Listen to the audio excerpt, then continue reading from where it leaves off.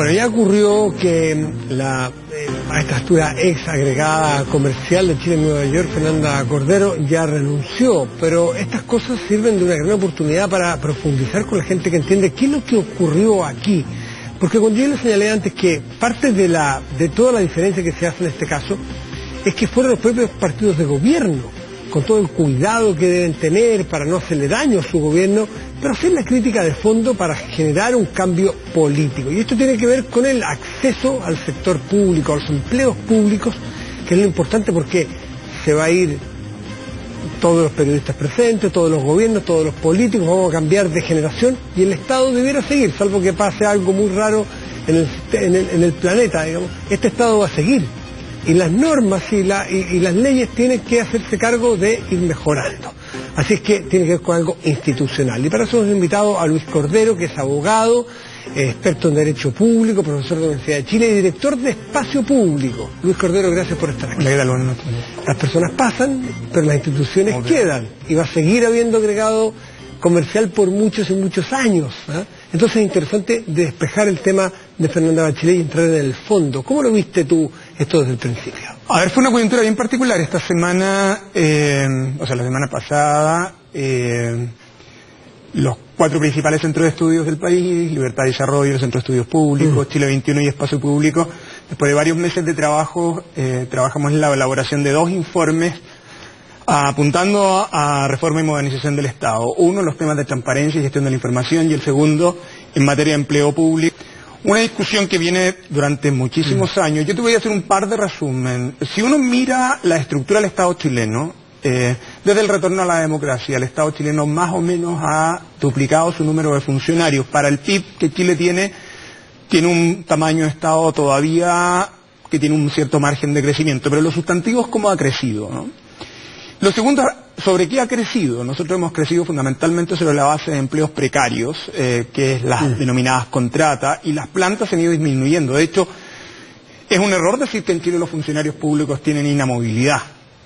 Nos hemos focalizado de la alta dirección pública, donde creo que tenemos buenas experiencias, hemos reformado recientemente la ley, y en el caso de relaciones exteriores, que es un caso que tiende a analizarse separadamente, el año pasado nosotros dictamos la ley que moderniza al Ministerio de Relaciones Exteriores y sus servicios. De hecho es lo que pasa con la DIRECON, que pasa a ser subsecretaría, pero ese es un sistema que va a entrar en vigencia este año, en la segunda parte del año, y donde se discutió muchísimo sobre los temas de carrera funcionaria y mecanismos de concursabilidad para cargos de estas características. Entonces, la situación de Fernanda Bachelet se transforma en un rostro, claro, de ícono pero que representa una cierta práctica, no es el caso de ella, sino que representa una cierta práctica en la cual nosotros hemos estado instalados en los últimos 20 o 25 años, y respecto de los cuales, en este caso en particular, creo, ninguno de los partidos y ninguna de las coaliciones puede sacar provecho,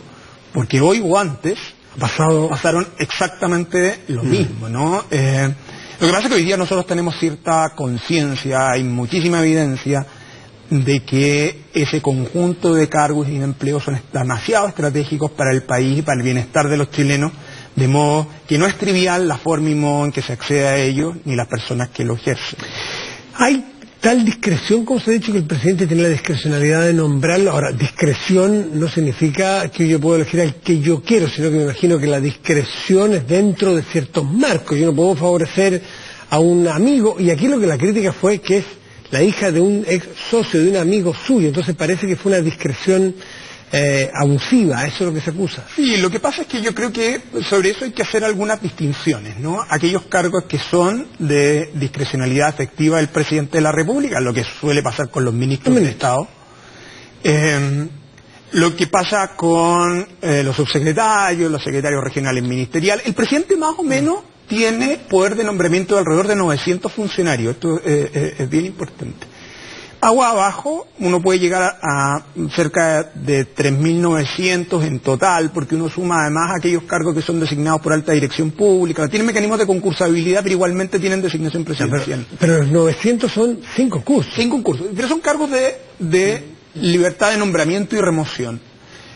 En el caso de relaciones exteriores, muchos de estos cargos, que es lo que sucede con embajadores, que es lo que sucede con algunos de estos casos de agregados, El presidente de la República tiene poderes de nombramiento equivalentes a estos, ¿no? Es decir, son cargos de exclusiva confianza. No es la dotación completa, sino que son cargos específicos. Y yo entiendo, y esa es la explicación que ha dado el gobierno, que en el caso de Fernanda Bachelet, ella tenía uno de esos cargos. Por eso el gobierno, de alguna manera, dijo, había libertad presidencial para esto. Ahora, lo que revela esta discusión no es si el presidente tenía suficiente discreción para eso, es si el presidente, tiene sentido que el presidente tenga discreción para ese tipo de cargos que tienen no solo un nivel de representación, sino que de alto contenido o desempeño técnico. Y esto es bien particular porque parecería injusto construir las críticas exclusivamente sobre la situación de Fernanda Bachelet y no mirar el panorama completo, en el fondo, ¿no? Porque por eso es la oportunidad que se abre. Por eso es la oportunidad de... Tiene un rostro, pero es un rostro de lo más amigable que tenemos, entre paréntesis, porque la particularidad de ella es su corta edad, su baja experiencia, pero probablemente tenía méritos académicos de más. El problema es que tenemos muchos otros cargos que hoy o en el pasado se ejercieron por personas que ni siquiera podrían haber tenido esas condiciones, ¿no? Entonces, ¿qué es la clave de todo esto? Es una clave que está desde hace 200 años. Y fíjense, la Revolución Francesa tiene algo que es muy notable, entre otras cosas, que es la Declaración de los Derechos del Hombre y del Ciudadano. Es derecho la igualdad de acceso a los cargos públicos. Y en esto yo creo que, en particular, el gobierno y la oposición tienen que tener cuidado, porque lo que uno tiene que decir es que debe prevalecer el mérito, pero el mérito no solo tiene que ver con las características del candidato, es decir, que sea una persona idónea, sino que cómo accede. Es decir, yo puedo tener personas de mucha idoneidad, pero si hay libertad de designación, el mérito tiende a diluirse, ¿no? O sea, que el que se identifique 5 personas para un cargo que son idóneas, antes de hablar con ellas, por ejemplo. Entonces yo le encargo, yo presidente le encargo, averígame 5 personas para ese cargo. Y llega con una lista, mire, esta. El que elija, yo elijo a ese. ¿Por qué? ¿Por qué elijo a ese? Uno debiera haber allí un método más objetivo. No, yo creo que... O no, o basta con que los 5 sean... Es que yo creo que hay que hacer una distinción, y yo creo que presa de la falta de discriminación, creo que el ministro Larraín, eso hoy día en la mañana le pasó la cuenta. El ministro Larraín hoy día en la mañana en una entrevista que se hizo pública, dijo, no, sí, creo que pasó por algún nivel, por un concurso, ¿no? Yo creo que es lo que estaba hablando, que pasó por una selección de currículum, que es bien distinto a un concurso público. La vocera hizo lo mismo, intentó ahí... Lo que pasa es que eso sigue siendo libertad de designación. Es evidente que en todos los cargos de exclusiva confianza el presidente de la República puede decir una lista de currículum, pero eso no es concurso. Un concurso supone un procedimiento abierto, en general, con reglas del juego. Saber por qué gana uno y pierde otro. Y donde hay criterios de evaluación que están estandarizados con anterioridad. Y esto es bien importante. En general uno debiera disponer parte del esfuerzo que hicimos los 4 centros de estudio, es exponer nuevamente por qué es razonable que la mayor cantidad de cargos en el sector público sean mediante mecanismos de accesos competitivos. De hecho, una de las propuestas es, mire, nosotros enjuiciamos como una infracción a la probidad el que usted no licite, no realice licitaciones públicas para las adquisiciones. Bueno, nosotros debiéramos ocupar una racionalidad relativamente semejante para acceder a los cargos públicos. La regla general debiera ser que los cargos públicos debieran ser concursables y no solo tener que los funcionarios públicos pudieran tener desarrollos profesionales en el servicio, que son estos mecanismos de carreras verticales, sino que pudieran tener movilidad horizontal, es decir, una persona que se desempeña satisfactoriamente en un área específica, recursos humanos, administración y finanzas, da lo mismo, sea un experto en compras, probablemente no solo puede hacer carreras en ese servicio, sino que moverse transversalmente. Entonces, esos criterios lo que llevan es que la excepción es que existan cargos de libre disponibilidad.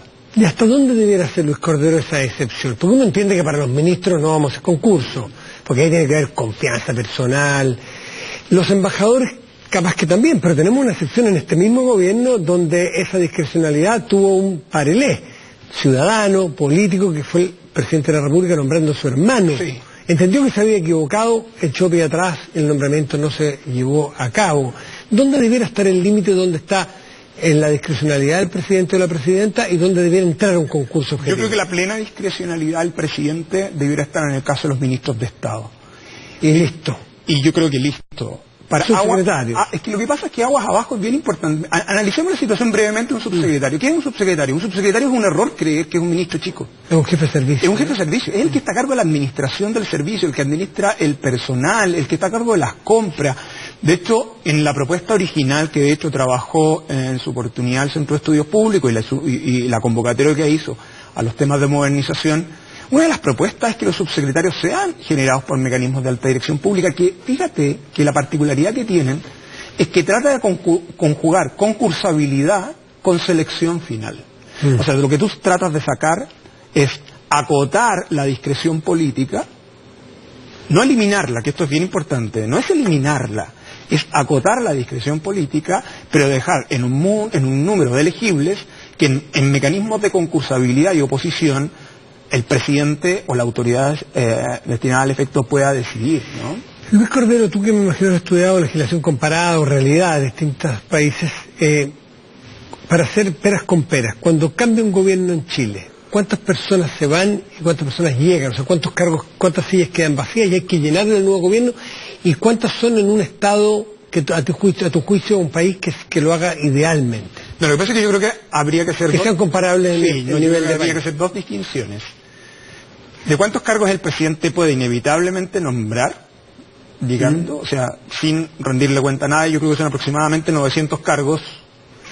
¿Cuántos cargos con probabilidad pudiera nombrar que están asociados a mecanismos de concursabilidad primero, segundo nivel, por alta dirección pública? 3.000 y algo. Pero el problema más serio en Chile está en los empleos regulares, y permíteme la breve exposición.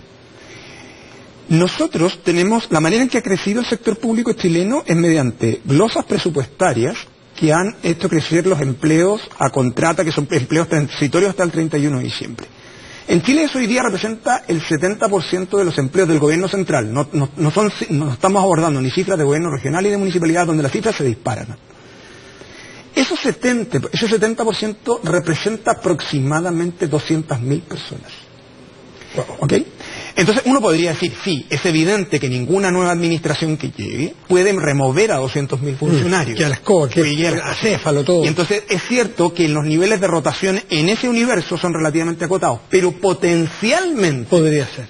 Una nueva administración puede hacer eso. Eso sería una hecatombe.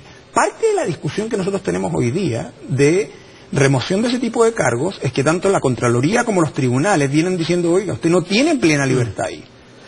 Entonces nosotros tenemos un problema estructural. El problema estructural que tenemos es que progresivamente, contrariamente a lo que se cree, hemos ido generando mecanismos de concursabilidad en la parte de arriba.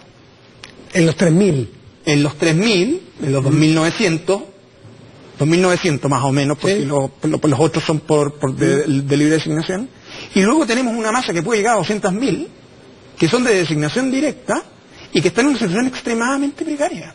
Entonces, por eso es que el Estado es tan mal empleador. Y por eso el Estado es muy mal empleador. Pero lo que uno debiera preocuparse desde la lógica de política pública son los efectos colaterales que eso genera. Porque los efectos colaterales que eso genera es que tú estás pensando en una administración y no estás pensando en el largo plazo de la política pública. Y eso genera consecuencias bien nefastas. ¿Cuál es la principal reforma de Macron hoy día es la reforma del Estado y específicamente en materia de empleo público? Tony Blair relata en sus memorias que removió 76 funcionarios, 70 y algo, y se transformó todo un gran escándalo cuando llegó. Entonces, lo que uno debiera pensar es que la manera en que nosotros estamos proyectando el futuro, no solo necesitamos una sociedad más adaptativa, un gobierno más adaptativo, sino que un sistema de empleo que permita darle continuidad. Y los niveles de adaptación no tienen que ver Luis, con... Hoy, anteayer, la semana pasada, el año pasado, y en todos los gobiernos que me ha tocado a mí trabajar, mientras trabajo con distintos gobiernos y entrevistar ministros de todos los gobiernos, te dicen, en privado, que tienen una presión permanente de los partidos políticos, de los parlamentarios, para llenar cupos con hasta los más amplios niveles regionales, locales, centrales. Entonces es una cultura la que hay que cambiar. Es una cultura, es un riesgo. Yo creo que los centros de estudio... Pagar favores. Es que lo que pasa es que cuando tú tienes con cargos públicos, un nivel de cargos que es inestable o que es precario, se transforman en botines de distribución y por lo tanto entran en esta cultura transaccional. Y yo creo que hay un acuerdo transversal en los expertos de todas las tendencias, de que este es un tema que hay que acabar. que hay que acabar porque nos va... Hace 20 años venimos hablando de esto. Pero no solo eso, sino que además lo más preocupante de esto, creo yo, es mi opinión, y en esto no quiero comprometer a nadie más de lo que hubiese trabajado en esto, es que creo que los incentivos están en la sociedad civil para exigir esto, están en los funcionarios para exigir esto, pero yo no veo los incentivos en la política, precisamente... Porque ellos tienen cargos para dar premios de consuelo a los que pierden elecciones, para los que trabajaron en las campañas, hay un montón de cargos a repartir después. Entonces, lo que en general uno tiene, que existe una larga literatura que dice que este tipo de cosas son las que uno genuinamente tiene que tratar de controlar, y yo creo que por eso el alto consenso técnico en abordar una reforma en este sentido de una punta a la otra punta. No es muy sexy el tema, porque la modernización del Estado suena de cosas muy etéreas, muy sofisticadas, pero en el día a día que podrían afectar en la eficiencia del sector público y en la justicia, en el acceso a los cargos, que es lo que nos pasó con el caso de Nueva York. Don Luis Cordero, muchísimas gracias por estar aquí nuevamente. Muchas gracias.